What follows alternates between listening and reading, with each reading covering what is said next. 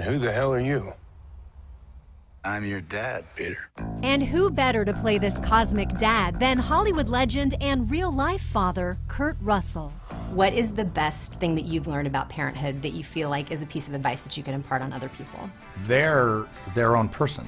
They're not what you think they are. They're not what you think you were going to get. They're not what you think, if you ever did, you're going to make them. They're going to make themselves, and let them.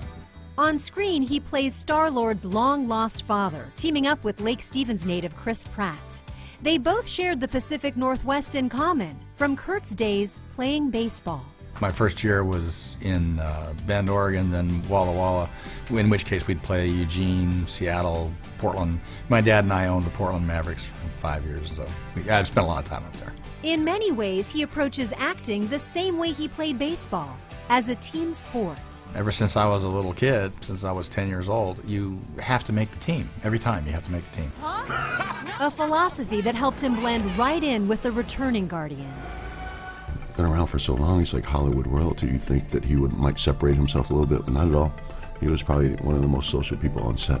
That's awesome. I think he's such a family man. Yeah. I love how close he is with his entire family. He's always talking about his wife and his children, and that speaks worlds to me. Okay, so if you had to pick one of his films as your favorite. Big Trouble in Little China. I think my favorite movie is The Thing.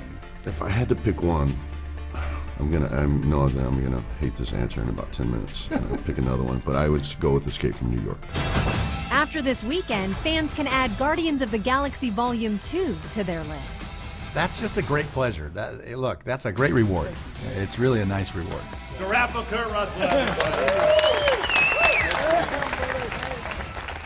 Thank you very much.